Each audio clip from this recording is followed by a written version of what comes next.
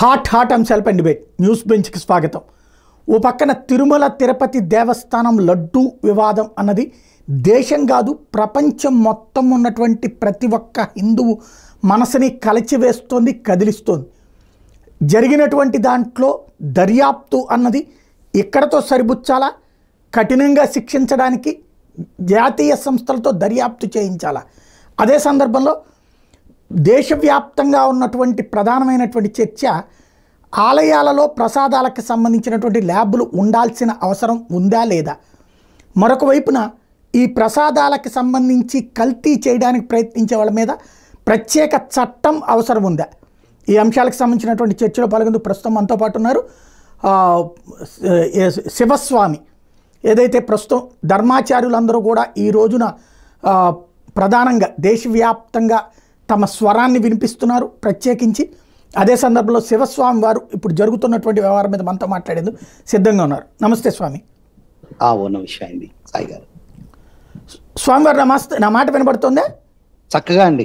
స్వామి, ఈవేళ ఎలా చూడాలి? ఈ ఉదంతంలో రాజకీయ కోణం చూడాలా, కుంభకోణం కోణం చూడాలా, కుట్ర కోణం చూడాలా, నిర్లక్ష్యం కోణం చూడాలా? ఈ 4 కోణాలు చూడవలసిందే సాయి గారు. ఎందువల్లంటే ఫస్ట్గా ఇంతవరకు తిరుమల తిరుపతి చరిత్రలోనే ఒక ఈవోగా ఉన్న వ్యక్తి ఈ విధంగా కల్తీ జరుగుతుందని చెప్పి ప్రకటించడము ఒక గొప్ప పరిణామం. రెండో పరిణామం, ఆంధ్రప్రదేశ్ ముఖ్యమంత్రి వర్యులు గౌరవనీయులు నారా చంద్రబాబు నాయుడు నోటి ద్వారా ఈ విధమైన శ్రీవారి యొక్క ప్రసాదంలో లడ్డూలో చేప నూనె, పంది కొవ్వు, దున్నపోతు కొవ్వు ఇలాంటి జంతువుల యొక్క కొవ్వుతో ఆ లడ్డూలు తయారు అవుతున్నాయి, దీని మీద దర్యాప్తు జరుపుతున్నాము అనేసి ఒక మాట వ్యక్తం చేయటమే. ఎందుకంటే అంత గొప్ప స్థాయి ఉన్న వ్యక్తులు కొన్ని విషయాలు బయటికి రానియకుండా అలా చక్క పెడదామా, సరిపెడదామా, ఎలా చేద్దామా అని నిర్ణయిస్తారు. కానీ ఆ తిరుమల వెంకటేశ్వర స్వామి వారే వారి మనసులోకి ప్రవేశించి వారితో పలికించేసరికి వాళ్ళ విశ్వవ్యాప్తమైంది ఈ విషయం. ఎందుకంటే ప్రక్షాళన, పరమ పవిత్రమైన తిరుమల ప్రక్షాళన జరగాలంటే అటువంటి పెద్దవాళ్ళ మనసులోకి భగవంతుడు. ఎందుకంటే మేము సంవత్సరాల నుంచి పోరాటం చేస్తున్నాం. మేము హిందూ సంస్థలు అనేక సంస్థలు కలిసి పోరాటం చేస్తున్నాం, అనేక మంది స్వామీజీని కూడా కలిసి.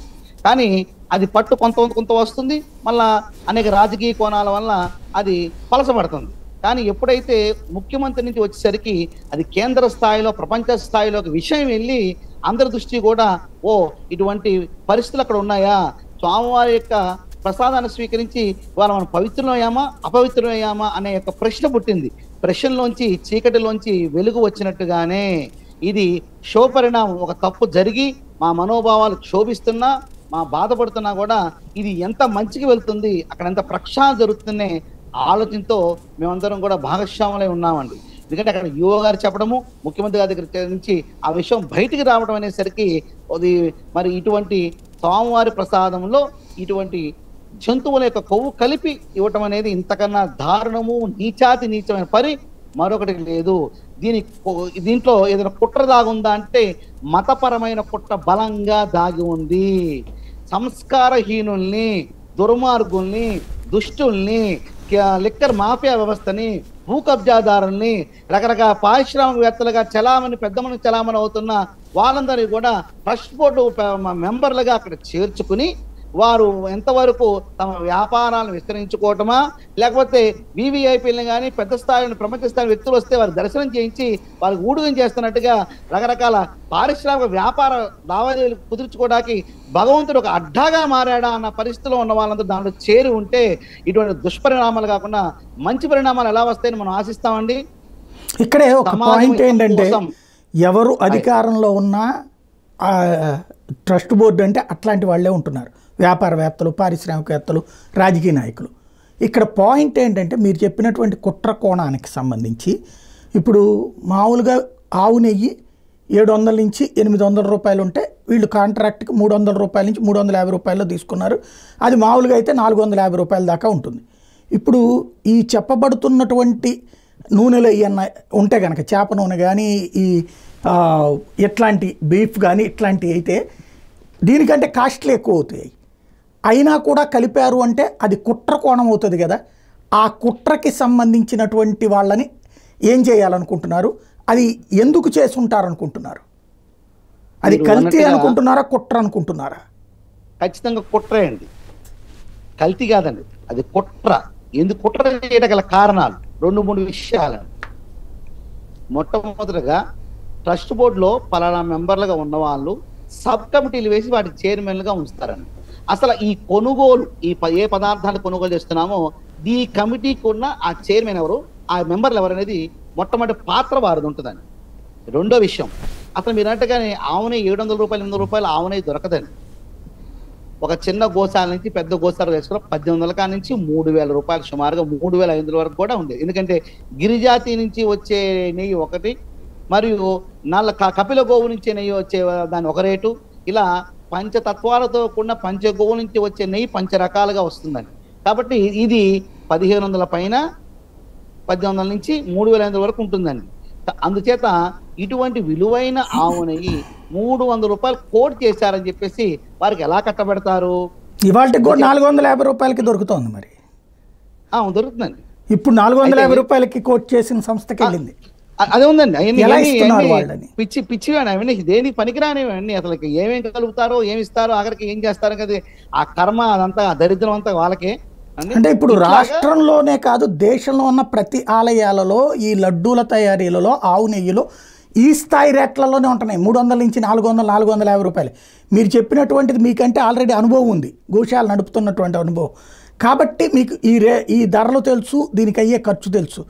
కానీ అయినా ఇది చేస్తున్నారు అంటే ఇది వ్యాపారాత్మకంగా చేస్తున్నారా, కుట్ర కోణంలో చేస్తున్నారా? ఇది నా సందేహం. మీకు వీళ్ళు చేసేదేమో ఏదైతే గ్రామ స్థాయిలో, పట్టణ స్థాయిలో చిన్న చిన్న దేవాలయాలు కూడా హోమాలు యజ్ఞాలు జరిగేటప్పుడు ఇది చేస్తే కనుక అది వ్యాపార స్థాయి, కుట్ర స్థాయి ఉండదండి, అది వ్యాపార స్థాయి. కానీ ప్రపంచ ప్రఖ్యాత ఆధ్యాత్మిక కేంద్రం, పరమ పవిత్రమైన తిరుమల తిరుపతి దేవస్థానంలో జరగడం మాత్రం కుట్రే. గ్రామ స్థాయికి వచ్చి ఈ స్థాయికి వచ్చేయన్నీ కూడా డాళ్ళలో కొంచెం ఆవుని కలిపేసి ఆవుని చెప్పులు అమ్ముకుని బతికేవాళ్ళు. ఆడుకొని మరి 1500కి 1000 రూపాయలకి హోమాలు చేస్తాడు, ఎలా చేస్తాడు చేయలేడు కదా, అవి పెట్టుకునే వాళ్ళు. ఇది వ్యాపారం చేసే కర్మలండి ఇవన్నీ. కానీ వీటికన్నా అతీతంగా ప్రపంచ ఆధ్యాత్మిక హిందూ క్షేత్రంలో ఈ విధంగా ఏం తక్కువ అండి? స్వామివారికి డబ్బు లేవా? ఏం లేవు. అసలు చెప్పాలంటే వారే ఇన్ని సంవత్సరాల బట్టి ఆ నిర్వహణ చేస్తున్న పాలక మండలి వాళ్ళని ఏం చేయాలండి, ప్రత్యేకమైన గోశాలను వాళ్ళే ఏర్పాటు చేసుకోవాలి. ప్రతిరోజు కూడా సుమారుగా 5 లక్షల లడ్డూలు తయారవుతున్నప్పుడు 15,000 కేజీల ఆవుని అవసరం అవుతున్నప్పుడు గో సంరక్షణ చేసుకుని గోవిందుడు కదండి ఆయన. గో సంరక్షణ గోవిందుడు, ఆయన నామంలోనే గోవు ఉంది కదా. అటువంటి గోశాలను ఎందుకు చేయట్లేదు? ఎంతసేపటికి పదవి తీసుకోవడం, పదవి కాంక్షతో అనుభవించడం, ప్రత్యేక దర్శనాలు, విఐపి దర్శనాలు, రేట్లు పెంచడాలు, అవలేలుగా మాట్లాడుకోవటాలు, అది తన సామ్రాజ్యంగా ఇటువంటి గోల తప్పితే అసలు భక్తి అంటే ఏమిటి?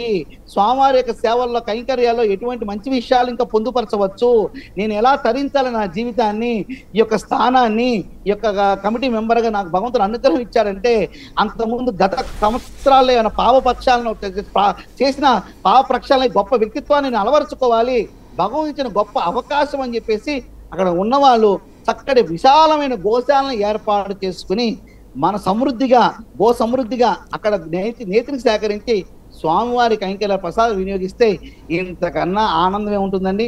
ఎంతో మందికి సేవలు అందించినట్టు ఉంటుంది, గోవులు సేవ చేసినట్టు ఉంటుంది. స్వచ్ఛందంగా స్వామివారి గోశాల నుంచి వచ్చిన ఆవునైతే పదార్థాలు తయారు చేసి నివేదనలు పెట్టి ఆ లడ్డూలు విక్రయిస్తే భక్తులు కూడా తన్మయత్వాన్ని పొందుతారు.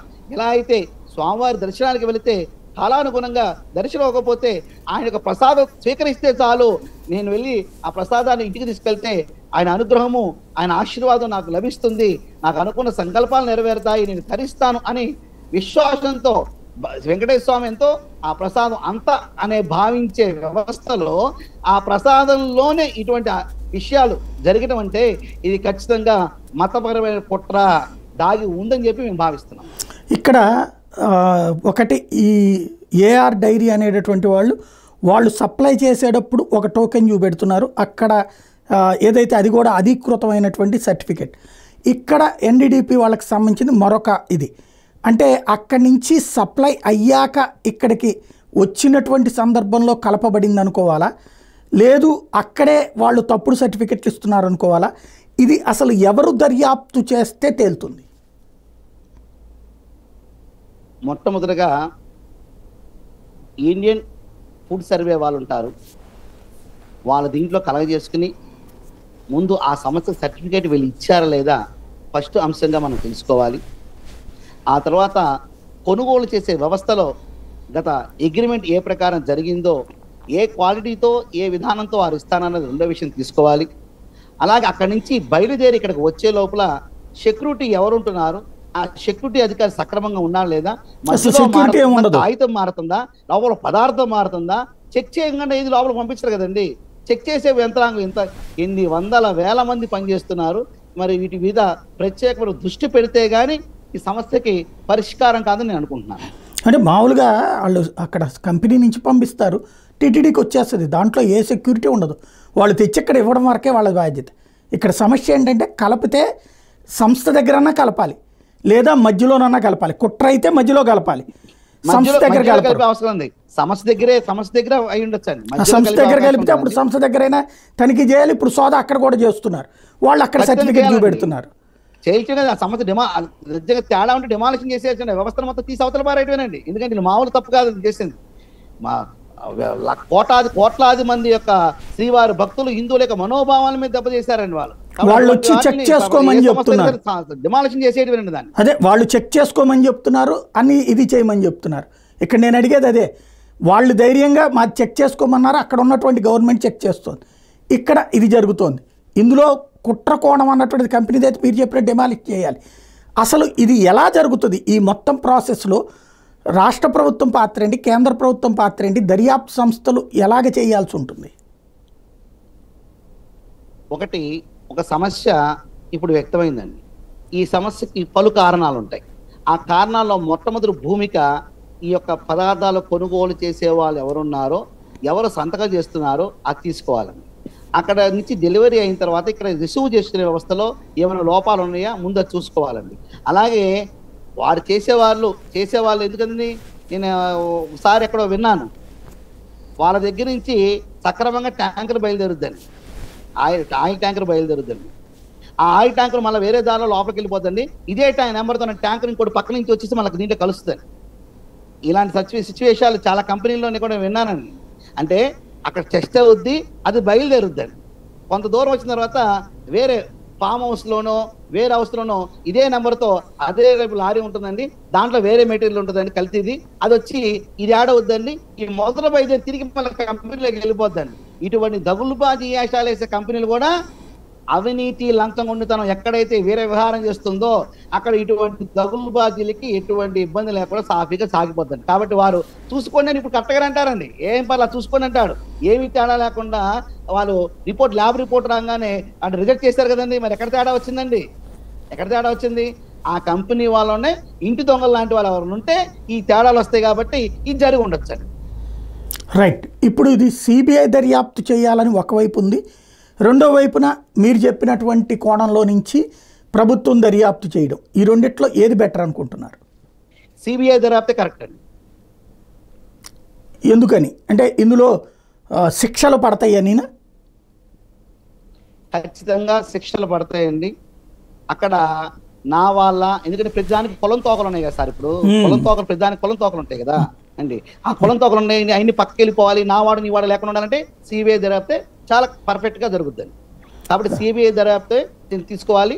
దీన్ని అసలు ఇప్పటికే ఇటువంటి దగులుబాజీ పనిచేసిన వ్యవస్థని ప్రక్షాళన చేయాలి, వాళ్ళ మీద కేసులు నమోదు చేయాలి, అరెస్ట్ కార్యక్రమాలు కూడా గబగబా జరగాలి, పర్వపై తిరుమల ప్రక్షాళన జరగాలి. ఇప్పుడు కృష్ణమ్మ తల్లి పొంగిందండి, మా క్షేత్రం కూడా మునిగింది, ఒక పక్కన 8 అడుగులు వచ్చింది, ఒక పక్కన 12 అడుగులు వచ్చింది, నీళ్ళు వెళ్ళిపోయినాయి, అంతా నష్టమే. ఏమనుకున్నాం, ఏం పర్వాలా మన పని మనం చేసుకుందాం అనుకున్నాం, మనకు ఉదక శాంతి చేసాం, పవిత్రోత్సవం చేసుకున్నాం, మళ్ళా అనుష్ఠానాలు పూజలు కార్యక్రమం ప్రారంభించుకున్నాం. ఇక్కడ పరమపవిత్ర తిరుమల తిరుపతి దేవస్థానంలో రోజుకి 5 లక్షల లడ్డూలు తయారవుతుంటే నెలకనండి 1,50,00,000 అండి, సంవత్సరానికండి 18 కోట్లండి. అంటే ఇప్పటికి ఎన్నాళ్ళ నుంచి ఇటువంటి జరుగుతుంది, ఎన్ని కోట్ల మంది ప్రసాదిస్తున్నారు నాతో సహా. కాబట్టి ఇదంతా ప్రక్షాళన ఎలా జరగాలి? తాత్విక చింతనతో ఒక విధానము, సామాజిక చింతనతో మరొక విధానం. తాత్విక చింతనతో నువ్వు ఏదైనా పెట్టయ్యా, పరమాత్మ దగ్గరికి వెళ్తుంది కాబట్టి దాంట్లో విషమైన హరించుకుపోతుంది, అది పవిత్రత చేకూరుతుంది కాబట్టి తిన్నదంతా కూడా మంచిదే అని తాత్విక చింతనతో మాట్లాడచ్చండి. సామాజిక చింతనతో ఇలా అటువంటి పదార్థాన్ని నాకు పెట్టారు, నేను స్వీకరించాను, నేను శాకాహారం తినేవాడిని, ఇటువంటి పదార్థాన్ని పెట్టి నన్ను ఇంత భ్రష్టత్వాన్ని నాకు ఇచ్చాడు కాబట్టి నా శరీరం పవిత్రమైంది, నా పవిత్రత పోయింది అని బాధపడే సామాజిక విషయాలు కొన్ని ఉంటాయండి.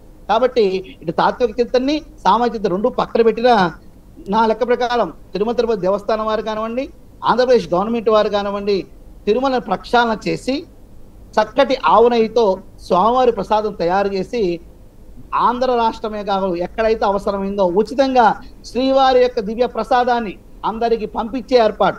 మన విజయవాడ వరదలు జరిగినప్పుడు ఆ వరదల్లో ముఖ్యమంత్రి గారు కానివ్వండి, సామాజిక సంస్థలు కానివ్వండి, మా ఆర్ఎస్ఎస్ టీములు కానివ్వండి, మా పరిషత్ టీములు కానివ్వండి, ప్రజల్లోకి వెళ్ళిపోయి ఎంత గొప్ప సేవ చేసింది అంటే ఇంతవరకు భారతదేశ చరిత్రలో ఇటువంటి 10,000 మంది కార్మికులు క్లీన్ అండ్ గ్రీన్ అండి. వాళ్ళ ఇంట్లో కూడా వాడు శుభ్రం చేసుకోలేడు అంత అంత అంత శ్రమని. ఎందుకంటే ముఖ్యమంత్రి గారు ఎప్పుడైతే బయలుదేరిపోయి ప్రజల్లోకి వెళ్ళిపోయారో ప్రజల చైతన్యం ఇంకా మరింతగా వచ్చింది, బాగు చేశారు. పెద్ద సాహసమైన కార్యక్రమం. అలాగే తిరుమల వచ్చిన భక్తులందరికీ కూడా మన తిరుమల దేవస్థానం కళ్యాణ మండపాలు ఉన్నాయి కాబట్టి మా విజయవాడలో తిరుమల కళ్యాణ మండపం ఉంది, మీరు స్వామివారి ప్రసాదం ఎవరైనా సరే లక్షలాది మంది తీసుకోండి చెప్పేసి ఒక జివో పాస్ చేసి స్వామివారి యొక్క దివ్య ప్రసాదాన్ని ఉచితంగా రాష్ట్రము, పక్క రాష్ట్రము, దేశం ఎక్కడైనా సరే పంపిణీ చేస్తే ఈ యొక్క మనోభావాలు ఎంతో ఆనందపడతాయి. పరమ పవిత్ర స్వామివారి ప్రసాదాన్ని మేము స్వీకరించాము అంటూ ఎప్పుడైతే స్వీకరిస్తారో ఆ కర్మశాలని పోతాయని చెప్పి నా సూచన, చిన్న సలహా మాత్రం. మంచి సలహా. అదే సందర్భంలో ఇప్పుడు రాష్ట్రంలోని వివిధ ఆలయాల్లో చూస్తున్నా సరే అన్ని చోట్ల కూడా ఆవు నెయ్యి వాడుతున్నారు. ఆ ఆవు నెయ్యికి సంబంధించినటువంటిది ఇదే రేట్లు ఈ రేంజ్లోనే ఉంటాయి. టెండర్లు పిలిస్తే సాధారణంగా తక్కువ రేటుకి టెండర్ కోట్ చేసిన వాళ్ళకే ఇస్తారు. ఆ తక్కువ రేటుకి కోట్ చేసినటువంటి సందర్భంలో వాళ్ళు మీరు చెప్పినటువంటి విధంగానే, లేకపోతే ఇప్పుడు చంద్రబాబు గారు చెప్తున్న విధంగానే కల్తీదే తయారవుతుంది. ఇప్పుడు అన్ని చోట్ల కూడా ప్రసాదాలకు సంబంధించినటువంటి వివాదమే తలెత్తింది. దీనికి మీరేం సజెస్ట్ చేస్తారు? ఈ ప్రసాదాలకి ఎక్కడ చూసినా లడ్డు, ఇప్పుడు ఇవాళ సింహాచలంలో గంటా శ్రీనివాసరావు గారు చూశారు, పొడి పొడిగా ఉంది. మనకి అన్ని గుళ్ళల్లో అట్లాగే కనబడుతుంది పొడి పొడిగా. ఎందుకంటే ఈ లడ్డూల్లో ఈ క్వాలిటీ నెయ్యి అనేటటువంటిది వాడట్లేదు. దీనికి ఏం చేస్తే బెటర్ అనుకుంటున్నారు మీరు? ఖచ్చితంగా గో సంతతిని పెంచుకోవాలి, గోశాల సమృద్ధిగా ఉండాలి. నేను ఈ జరంగానే మా క్షేత్రంలో ఉన్న అర్చక స్వాములు అంటే అంత గడబడిగా ఉందనుకోని ఇంకా పూజలు హోమాలు శ్రద్ధగా ప్రారంభించలేదు. అందరినీ కూర్చోబెట్టా, ఇలా జరిగింది, అసలు ముందు మనమేం తీసుకొస్తున్నాం, ముందు పట్టులనే చెప్పి తెప్పించానండి. దాంట్లో 1400 పెట్టి తీసుకొస్తున్నారు. ఇది అవునా కాదా నాకు అనుమానం వస్తుంది, ఈ అనుమానాలు ఇది నాకు అనుమానం వస్తుంది. కాబట్టి ఇక్కడి నుంచి మీరేం చేయాలంటే గోశాలతో మాట్లాడండి. మనం నెయ్యి మనం ఇవ్వద్దు. ఎవరు హోమం చేసుకోవాలన్నా గోశాలకు వెళ్ళి నెయ్యి తెచ్చుకొని మేము హోమం చేస్తామని చెప్పని నిర్ణయం తీసుకున్నాను. నిర్ణయం తీసుకున్నాను, నా వరకు నేను చిన్న నిర్ణయం తీసుకున్నాను. అలాగే మనం గో సంతతి పెరగాలని 1947 సంవత్సరంలో మన స్వాతంత్రం వచ్చింది. 1948 సంవత్సరానికి భారతదేశ జనాభా 30 కోట్ల మంది అండి. అప్పుడు భారతదేశ జనాభా 30 కోట్ల మంది. అప్పుడు ఉన్న పశు సంపద 48 కోట్లు అండి, 48 కోట్లు. ఇవాళ 1924 సంవత్సరానికి వచ్చేసరికి సుమారుగా 140 కోట్ల మంది జనాభా ఉన్నాం. మరి 30 కోట్లు ఉంటే 48 కోట్లు అన్న పశు సంపద 140 కోట్ల ఉండాలి, 200 కోట్ల ఉండాలి కదండి. కానీ 20 కోట్లకు పడిపోయిందండి, 20 కోట్లకు పడిపోయింది. ఎందుకంటే మనకు చక్కటి ఆక్సిజన్ ఇచ్చి మానవ హితాన్ని కోరే గోమాతల్ని ఎప్పుడైతే బలిచ్చుకుంటున్నామో, చంపించుకుంటున్నామో, చట్టాలను ఉల్లంఘించి వాటిని తింటున్నారో, వాటిని ఆ గోమాంసాన్ని ఎగుమతి చేస్తున్నారో చట్ట వ్యతిరేకంగా, ఇటువంటి దౌర్భాగ్య పనులు చేసి గోమాత కన్నీరు ఎప్పుడైతే భూమి మీద పడుతుందో అక్కడ ప్రకృతి విపత్తులు వస్తాయి స్పష్టంగా చెప్పబడిందండి ఈ దేశంలో. కావున గో సంరక్షణ, గోసేవ, గోపోషణ అనేవి, గోశాల నిర్మాణము, ఈ 4 సక్రమంగా జరిగితే గో నెయ్యికి ఎటువంటి ఇబ్బంది ఉండదండి. అసలు గ్రామంలో పుట్టి గ్రామంలో చక్కగా పెరుగుతూ అన్నయ్య, అక్కయ్య, తాతయ్య, బావమధ్య మాట్లాడుకుంటూ చక్కగా గోపాలు తాగుతూ చక్కగా ఉన్న కుటుంబ వ్యవస్థతో కూడిన అద్భుతమైన భారతదేశ వ్యవస్థ మరి పారిశ్రామికంగా ఎదుగుతున్నామని చెప్పేసి పట్టణాలకు విస్తరించి సరిగ్గా గోవులను కానీ అక్కడ గేదెలను కూడా చూసే పరిస్థితి లేవులేండి. ఇటు పక్కకి వెళ్ళిపోయి ఈ కల్తీలకి మయమైపోయి అనారోగ్యాలకు పాలైపోయి కరెక్ట్గా 30 సంవత్సరాలు వచ్చేసరికి మోకాలు నొప్పులు వచ్చి నడవలేక ఒక పిల్ల పుట్టంగానే వాళ్ళ అమ్మగారు వచ్చి సేవ చేయాలండి ఈ పాపకి, లేవలేకపోతుందని. అటువంటి దౌర్భాగ్య పరిస్థితులు మానవులుగా మనమే కల్పించుకు ఉన్నాము. మన యొక్క కర్మ ఫలితమే ఇప్పుడు మనకు ఎదురై వచ్చింది. కావున గోశాలలో పెరగాలి. స్వచ్ఛమైన ఆవు నెయ్యితోనే స్వామివారి నివేదనలు జరగవలసిన అవసరము, ఆవశ్యకత ఉన్నది. దానికోసం మనందరం కలిసి అటు ప్రభుత్వ పరంగా, ప్రజల పరంగా, సంస్థల పరంగా, ఇప్పుడున్నారు ఎన్నో సంస్థలు ఉన్నాయి. విద్యుదానం చేసేవాళ్ళు, వస్త్రదానం చేసేవాళ్ళు, వస్తుదానం చేసేవాళ్ళు, అనేక రకాల దానం చేసేవాళ్ళు. వీళ్ళందరూ కూడా గో సంరక్షణ మీద దృష్టి పెట్టి గోశాల నిర్మాణం చేసుకుంటూ ఉన్నప్పుడు వందల వేలాది మందికి వృద్ధి జరుగుతుంది. మరియు స్వచ్ఛమైన పాలన, స్వచ్ఛమైన నీతిని మనం వాడుకునే అవకాశం మనకు లభిస్తుంది.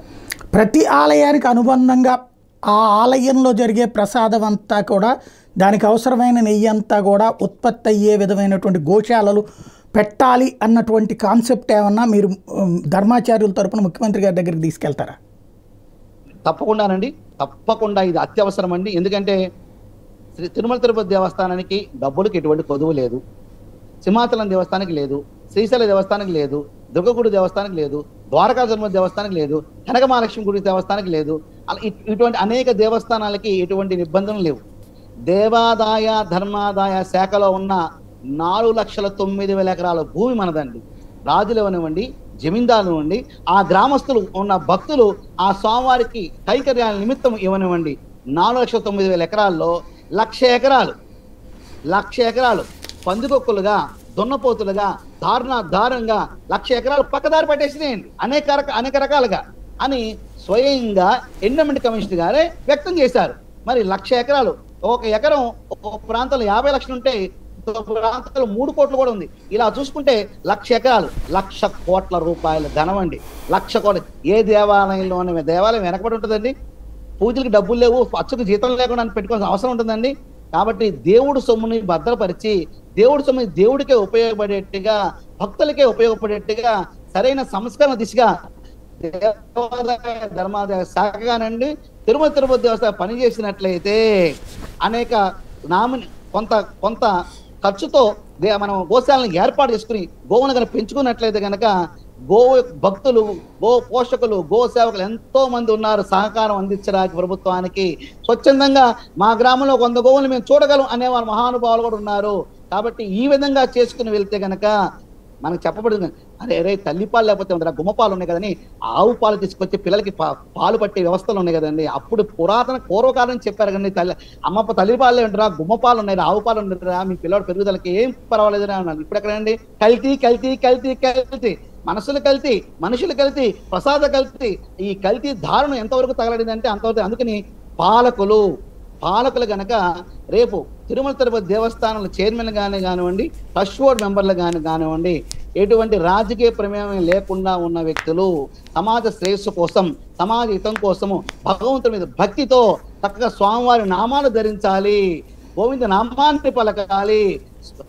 ఆ భక్తి భావంతో స్వామివారి సేవల్లో పాల్గొనే వ్యక్తులు కనుక ఇచ్చినట్లయితే ఇటువంటి ఇబ్బందులు లేకుండా ఉంటాయని మేము భావిస్తున్నామండి. ఎందుకంటే కొంతమంది మహానుభావులు చేరారు. ఇప్పుడు ఉంది మా వైజాగ్ స్వరూపానంద గారు, ఒకళ్ళని దాంట్లో ఇమిడిచారండి ఆ ట్రస్ట్ బోర్డులో.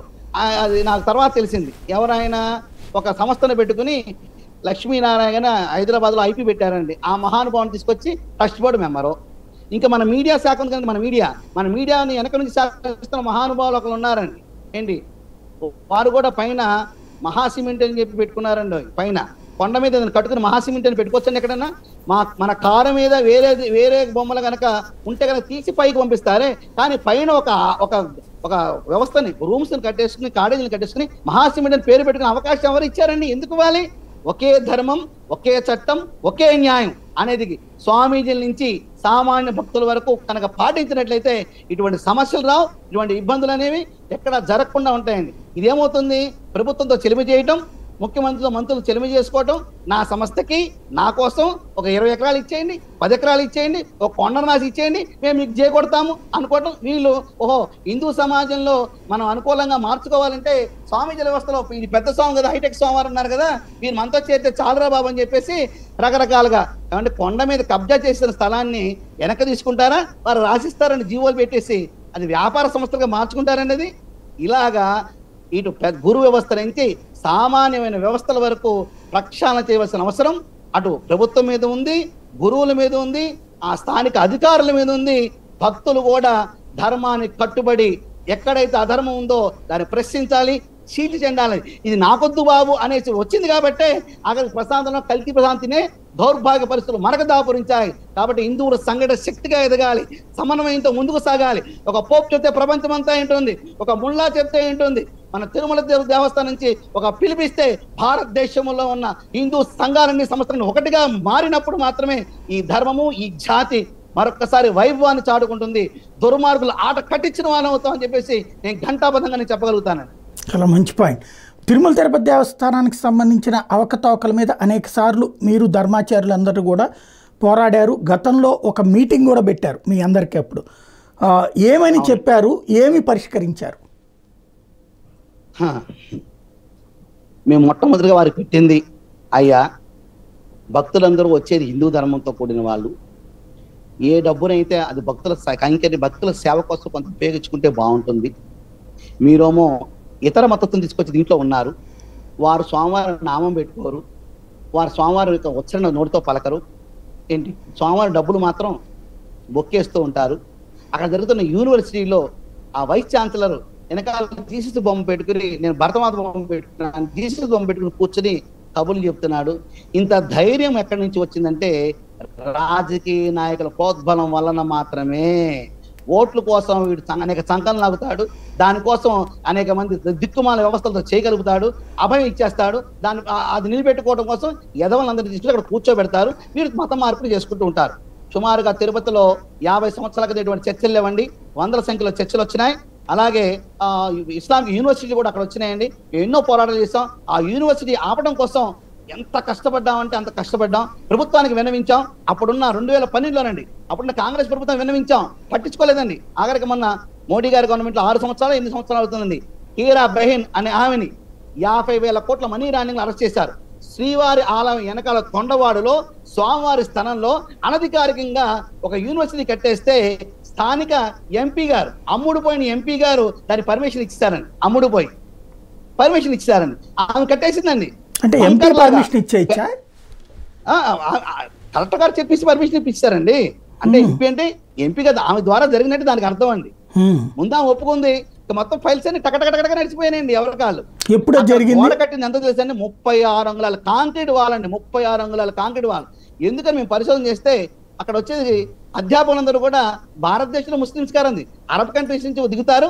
వారే నెల రోజులు పడిని చెప్పి వెళ్తుంటారండి. వాళ్ళకి నేర్పేదండి, హిందువులంతా కాఫీలు రా బాబు, వాళ్ళని ఊచకొత్త కొయ్యాలని చెప్పి ఆ రికార్డులను తీసుకుని ప్రభుత్వాన్ని సబ్మిట్ చేసామండి. మమ్మల్ని పట్టించుకోలేదు. అప్పుడు ఉద్యమం చేసామండి. నన్ను అరెస్ట్ చేయడానికి చూశారు, పర్మిషన్ లేదు. హౌస్ మోషన్ పెట్టుకుని హైకోర్టు నుంచి పర్మిషన్ తీసుకొచ్చి మేము కార్యక్రమం చేసామండి. ఆ తర్వాత 8 సంవత్సరాలకి హీరా బెహెన్ అనే ఆమెని 50,000 కోట్ల మనీ లాండరింగ్ లో అరెస్ట్ చేశారు. ఏమండి ఎంత కష్టపడాలండి? ఇది ఎవరి పని అండి? ప్రభుత్వ పని కాదా? అప్పుడున్న కేంద్ర ప్రభుత్వం పని కాదా? రాష్ట్ర ప్రభుత్వం కాదా? ఎన్ని దర్యాప్తు సంస్థలు ఉన్నాయండి, ఎంత ఇంటెలిజెన్స్ వ్యవస్థ ఉందండి. మేమంతా అల్పజీవులం, మేమంతండి. స్వామి అంటే మన పైనుంచి చూడబడ్డాడు ఏంటండి? మా అమ్మ కడుపులోంచి భూమి మీద పడ్డం వల్లమే. కాబట్టి దేవుడు దగ్గరగా ఉంటాం కాబట్టి కొన్ని విషయాలు చాకచక్యంగా చేసుకుంటూ ప్రజలకు దగ్గరగా ఉండగలం. అంతేగాని ఎమ్మటే మేము దేవులం అయిపోయినా ఇలా చేయబెడతా, కానీ దేవులమే కాదండి. ఇలా చేయబెట్టండి వృత్తి మీద చేయబెడుతున్నట్టు ఆ స్వామి ఎవరైనా సరే. ఎందుకంటే జ్ఞానవంతుడుగా, బుద్ధివంతుడుగా, భగవంతుడి యొక్క సేవకుడిగా మాత్రమే ఈ మఠపీఠ ఆశ్రమ వ్యవస్థలు వర్ధిల్లాలి. అప్పుడే గురు వ్యవస్థ పటిష్టంగా ఉంటుంది దేశంలో. అలా కాకుండా పైరువిలు సాగిస్తూ డబ్బులు తీసుకుంటూ ఈ 5 ఏళ్ల గవర్నమెంట్ లో 1000 కోట్లు సంపాదిస్తాను స్వామివారు నిర్ణయం తీసుకున్నారండి. పాపం 800 కోట్ల వరకు సంపాదించినట్టున్నారండి. చూద్దాం, ఇంకో స్వామివారు ముందుకు వస్తారండి, ఇంకో స్వామివారు ముందుకు వస్తారు, వీరికి సెలవు చేస్తారు. ఇలాగా ఒక అన్ని వదిలేసుకున్న కాషాయం ధరించిన వాళ్ళు కూడా డబ్బుకో, పదవుకో, ఖ్యాతికో, ఎదుగుదల కక్కుర్తిపడి సాంప్రదాయ భేదాలు, నిలువుపొట్టని, అడ్డపొట్టని రకరకాల సాంప్రదాయ భేదాలు తీసుకొచ్చి భక్తులను విడగొట్టి పరిపాలన సాగించిన మహానుభావులు. ఆయన పైన జైలు లేరండి. సంవత్సరానికి 1.5 కోటి, ఒక ఆయన 1 కోటి రూపాయలు తీసుకుంటారు. 2 జైలు నిద్రపోతున్నారండి ఆ జైలు ఇద్దరు పైన. వాళ్ళకి సంబంధం లేదా? ఇది మొదట స్వామివారి దగ్గరికి వెళ్ళేది ఆయనే, మొదట ప్రసాదం తీసుకునేది ఆయనకే, అన్ని తెలిసేది ఆయనే, ఆయన తెలియదండి. అలాగే గొప్ప పారిశ్రామికవేత్త ఉన్నారు కదండి, మీ మీడియా వ్యవస్థలో వెనకుండా నడుపుతున్న గొప్ప పారిశ్రామికవేత్త, ఆయన కొనుగోలు వ్యవస్థలో మొదటి పాత్ర ఆయనదేనండి. ఆయన ఎందుకు బయటకు రారు? ఎందుకు సమాధానం చెప్పరు? ఎందుకంటే ఒక స్వామీజీకి ఆయన ఆనంద శిష్యుడు. ఈయన మాట్లాడితే సోమవారం మాట్లాడితే, సోమవారం మాట్లాడితే ఈయన మాట్లాడినట్టే. ఎలా మరి పాపం ఎవరిది? అందరిది, ఈ పాపం అందరిది. దాంట్లో ముఖ్యులు ఎవరున్నారో వారిని కఠిన శిక్షించవలసి, ఉరి శిక్ష వేసిన తప్పలేదండి దగులు బాధ్యులకి. అటువంటి అధర్మమైన వ్యాపారం నడిపే వాళ్ళని కూల్చివేయాలి, ఇటువంటి దుర్మార్గులకి ఉరి శిక్ష వేయాలి. ఎంతమంది ఏడుస్తున్నారండి, కన్నీళ్ళు పెట్టుకుంటున్నారండి. ఏంటండి మాకు నేను ఆవేశం చెప్పలేదు, ఆవేదనతో మాట్లాడుతున్నా, లోపల నుంచి ఆవేదన తన్నుకొస్తుంది. ఇంత కష్టపడి నేను చేస్తుంటే ఉన్న కొద్దికి దుర్మార్గం ఎక్కువైపోతుంది, దుర్మార్గ వ్యవస్థ ఎక్కువైపోతుంది. ఇది ఎలా రా బాబు అని చెప్పి మేము తలలు పట్టుకుని బాధపడుతున్నాం, పోరాటం చేస్తూనే ఉంటాం. ఆఖరి శ్వాస వదిలే వరకు కూడా మా విశ్వ హిందూ పరిషత్ తరపున మేము సమావేశాలు జరుపుకుంటున్నాం. దీనికోసం ప్రత్యేకమైన వ్యవస్థని ఏర్పాటు చేసుకుంటున్నాం. రాజకీయాలకు అతీతంగా, రాజకీయ నాయకులు ఎన్నో చెప్పుకోండి, వాళ్ళు వీళ్ళు మాకు అనవసరం, మా హిందూ ధర్మానికి హాని కలిగితే నేను మొదటి నుంచి ప్రశ్నిస్తున్నాను, అప్పుడు ప్రశ్నించాను, ఇప్పుడు ప్రశ్నిస్తాను, తర్వాత కూడా ప్రశ్నిస్తాం. మా ధర్మానికి విరుద్ధంగా ఏది జరిగినా సరే. రైట్. ఇక్కడ ఈవేళ అంటే నెక్స్ట్ రాబోయేటటువంటి ట్రస్ట్ బోర్డు మీరు చెప్పినటువంటి విధంగా వస్తుందో లేదో, రాజకీయ నాయకుల్ని కాకుండా అందరినీ మీరు చెప్పినటువంటి విధంగా ఆధ్యాత్మికవాదుల్ని, బాధ్యత కలిగినటువంటి వాళ్ళని పెడతారో లేదో చూద్దాం. అయితే మెయిన్ పాయింట్ ఏంటంటే చెప్పండి. ఎన్డీఏ కూటమి ఇక్కడ ఒక ప్రభుత్వం, ఒక పార్టీ కాదు ఉంది. ఎన్డీఏ కూటమి ఖచ్చితమైన నిర్ణయాలు తీసుకుంటారు, ఖచ్చితమైన ఆలోచన చేస్తారు. మాకు ఆ విశ్వాసం, నమ్మకం ఉంది. ఎందుకంటే 100 రోజుల వ్యవస్థలో రాజకీయ నాయకులు అనే కోణాలు విమర్శ చేయొచ్చు, కానీ మేము ఇక్కడ రాజధానిలో ఉన్న వ్యక్తిని నేను కాబట్టి, ఇక్కడ రాజధాని నిలుపుకోవడం కోసం కేసులు పెట్టుకున్న వ్యక్తులం కాబట్టి, దానికోసం వద్దని రాబాలను యజ్ఞం చేస్తే దాన్ని కూడా నా మీద కేసు పెట్టి ఇబ్బంది పెట్టిన వ్యక్తులం కాబట్టి, మా తల్లుల యొక్క కృషి, వారి త్యాగ ఫలితం ఈ అమరావతి నిలబడింది. కాబట్టి ఈ అమరావతి వైభవం రాష్ట్రం అంతా ఉంటుంది. మేము ఖచ్చితమైన ఈ ఎన్డీఏ కూటమి ప్రభుత్వం మీద సంపూర్ణ విశ్వాసంతో నేను ఉన్నాను, అందరూ ఉన్నాం. మంచి ట్రస్ట్ బోర్డు ఏర్పాటు చేస్తారని చెప్పి మేము ఘంటాబద్ధంగా చెప్పగలం. అంటే ట్రస్ట్ బోర్డు ఏర్పాటులో ఎవరు ఉండాలి? స్వామీజీలు ఉండాలా, లేకపోతే కనుక రాజకీయ నాయకులు ఉన్నా పర్లేదా, వ్యాపారవేత్తలు ఉన్నా పర్లేదు, భక్తితో ఉంటే చాలు అంటారా? ఒకటండి, ఇప్పుడు నాకే ఇచ్చారనుకుందాం, ఏమంటే సాంప్రదాయ నిలువుపట్టు స్వామి వస్తారు, అడ్డపట్టు స్వామికి ఎందుకు ఇచ్చారని అంటారు. నిలువుపట్టు స్వామికి ఇచ్చారనుకోండి, ఎలాగే ఇద్దరు స్వాములు అక్కడ ఉన్నారు, కొత్త స్వామితో పని ఏంటంటారు. ఇలా కాదండి కావాల్సింది, నాకో మీకో ఇంకోటికి ఇవ్వడం కాదండి. ఖచ్చితంగా ధార్మిక పరమైన, ధర్మపరమైన సేవలు చేస్తున్న, బంధుప్రీతి లేని వాళ్ళు, చక్కటి భవబంధాలను పక్కన పెట్టుకున్న మహానుభావులు కోకొలలు ఉన్నారు ఈ రాష్ట్రంలో, ఎక్కడా లోటు లేదు. అటువంటి వ్యక్తులకి ఇవ్వండి. ఒక మంచి వ్యక్తిని సలహా సూచనలు ఇస్తూ వారి సలహాలు తీసుకుని ముందుకు సాగండి. దీనికి ఒక ఉదాహరణ చెప్తానండి. శ్రీశైల దేవస్థానంలో ఈఓ గారుగా రామారావు గారు నియామకం చేశారు గత ప్రభుత్వం. చేసినప్పుడు నేను ఒకసారి కార్యక్రమానికి వెళ్ళినప్పుడు అక్కడ విషయాన్ని ఒకటి పట్టుకున్నా.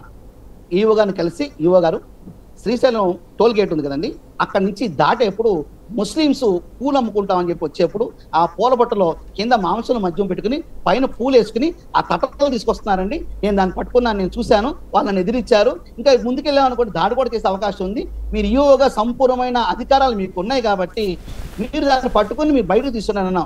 మరుసటి రోజు ఆయన అక్కడ కాపలా కాశాడు, వాళ్ళని పట్టుకున్నాడు, మీడియా అందరికి కూడా అది ఇచ్చారు, అది పెద్ద న్యూస్ అయింది. ఆ తర్వాత నుంచి చెక్ చేయకుండా ఏది పంపించదని చెప్పేసి గట్టి నిర్ణయాలు తీసుకోవడం జరిగింది. అంటే ఒక సరైన సమర్థవంతమైన ఈవో, ఒక స్వామీజీ కానివ్వండి, ఒక మఠాధిపతి కానివ్వండి, ఒక పీఠాధిపతి కానివ్వండి, ఒక ఆశ్రమాధిపతి కానీ, ఒక సంఘ సేవకుడు కానివ్వండి, ఒక హిందూ సంస్థ ప్రతినిధి కానీ చెప్పినప్పుడు దాన్ని తీసుకుని నేను పరిశోధన చేస్తానని చెప్పి ఒక భరోసా ఇచ్చినప్పుడు, ఖచ్చితంగా అమలుపరిచినప్పుడు సరైన ప్రామాణికముతో కూడిన వ్యవస్థ అక్కడ నడుస్తుంది. అలా కాకుండా నేను ఈవోని అక్కడి నుంచి వచ్చాను, అంతర్వాణి ఇంతవాణి పోటుగాన్ని 1,00,000 2 లక్షలు జీతం తీసుకుంటున్నాను, ఏసీ కార్లో తిరుగుతాను, ఏసీ రూమ్ లో ఉంటాను, ఇదంతా నా పరిపాలన జరుగుతుంది. ఎమ్మెల్యే గారు దగ్గరగా ఉన్నారు, ఎంపీ గారు రికమెండేషన్ వచ్చాను, స్థానిక ఎస్పీ గారు కానీ, డిఎస్పీ సిఏ గారు కానీ ఇద్దరు కలిసిమెలిసి ఉన్నాం, ఏ చేసినా సరిపోద్ది అనుకున్నాను అనుకోండి, ఆ దరిద్రం అలాగే తగలడుద్దండి. కావున సామాజిక హితం కోరే మహానుభావులు చాలా మంది ఉన్నారు కాబట్టి అటువంటి వారిని తీసుకోండి అని నా సలహా. రైట్. ఇప్పుడు రాష్ట్రంలో ఉన్నటువంటి ఆలయాలకు సంబంధించినటువంటి అన్ని చోట్ల లడ్డూల్లో కల్తీ జరుగుతుంది అనుకుంటున్నారా, అలాగే రాష్ట్రంలోని ఆలయాలన్నిట్లలో కూడా సంప్రోక్షణ జరపాలన్నది రాష్ట్ర ప్రభుత్వం తీసుకున్నటువంటి నిర్ణయం, దాని విషయంలో మీరు ఏమనుకుంటున్నారు?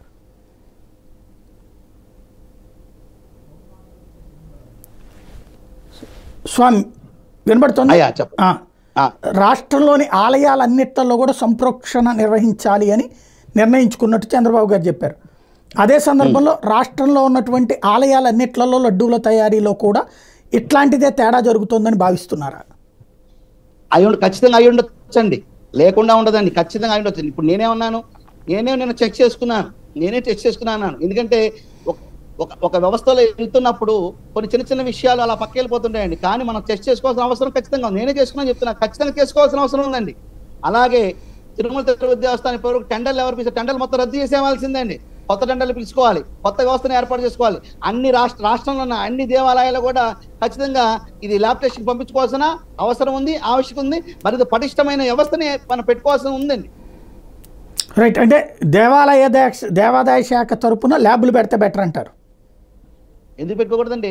ఒక ల్యాబ్ పెట్టాలి 75 లక్షలు అవుతుందండి. తిరుపతికి ఖర్చు పెట్టలేదా? శ్రీశైలం ఖర్చు పెట్టలేదా? దుర్గమ్మ గుడి ఖర్చు పెట్టలేదు? ఎవరు ఖర్చు పెట్టలేరండి? చక్కగా బోల్డ్ డబ్బు చక్కగా ఖర్చు పెట్టుకోవచ్చు సార్. దేవాదాయ ధర్మాదాయ శాఖలో 95% నుంచి 98% అవినీతిమయం అండి. 95 నుంచి 98%. అదొక తేనెతీగల పొట్టండి. ఎవరు చేపెట్టండి దాంట్లో? అక్కడికి ముఖ్యమంత్రి స్థాయి వ్యక్తి కూడా దాంట్లో ఏది పెట్టండి. ఎందుకంటే అతను కూడా బదనామం చేస్తారు. వీళ్ళు మంత్రిని పక్కదారి పట్టిస్తారు. ఎందుకంటే పెద్ద కూటమండి అక్కడ. వచ్చే కమిషనర్ గారే రాజకీయ ప్రలోభాలతో వస్తాడు, ఆయన కూర్చుంటాడు. వ్యవస్థని ఎటువంటి కాగితాన్నైనా సరే తారుమారు చేసేయగలరు, పొలాలను తారుమారు చేసేయగలరు, స్వామివారి ఆభరణాలు తారుమారు చేసేయగలరు. నిజంగా దానంత భ్రష్టత్వంతో కూడిన శాఖ మరొకటి లేదని నేను ఘంటాబద్ధంగా చెప్తున్నాను. పూర్తిగా ప్రక్షాళన చేయవలసిన వ్యవస్థ ఉందంటే అది దేవాదాయ ధర్మాదాయ శాఖ మాత్రమే. లంచగొండితనం కింద నుంచి పై వరకు లంచగొండితనం. ఆ కమిషనర్ నెట్లో కొంతమంది ఉంటారండి, పైరువీలు చేసేవాళ్ళు ఇప్పటికి ఉన్నారు, స్టిల్ కూడా ఉంటారండి. వీళ్ళు లేదు, వచ్చిన వాళ్ళకి ఫిర్యాదులు పెట్టే వాళ్ళకి అక్కడ ఉన్న వాళ్ళకి వీళ్ళే ఏర్పాటు చేస్తారు, వీళ్ళే మాట్లాడతారు, పర్సెంట్ వీళ్ళే పంచుతారు, భాగస్వాములు వీళ్ళే అవుతారండి. కాబట్టి ప్రక్షాళన అనేది జాగ్రత్త జరగాలి. స్వామివారి ఆభరణాలు కానివ్వండి, స్థిర చరాస్తులు అన్ని కంప్యూటర్ మాస్టర్ కంప్యూటర్లోకి రావాల్సిందే. ఈ 4,09,000 ఎకరాల భూమి ఏదైతే ఉందో అది మాస్టర్ కంప్యూటర్లో పెట్టాల్సిందే. ఆ యొక్క అంగుళం భూమి అయినా సరే దాంట్లో ఉండాల్సిందే. ఒక కమిషనర్ కానీ, ఆ స్థానిక ఈఓ కానీ ఒక లీజుకి ఇచ్చి కానీ ఒక అమ్మకం జరగాలంటే కంపల్సరిగా దానికి అడ్డుకట్ట ఉండాలి. సొంత నిర్ణయాలు ఇష్టం వచ్చినట్టు తీసుకోకూడదు. ఒక ఘట్టం చెప్తానండి మీకు, జరిగిన విషయం అండి, గత ప్రభుత్వంలో జరిగిన విషయం అండి. ఒక ప్రాంతంలో 4 ఎకరాల భూమిని ఒక దేవాలయానికి ఒకరు ఇచ్చారండి. ఆ తర్వాత 2 ఎకరాల భూమిని ఒకరు ఇచ్చారండి.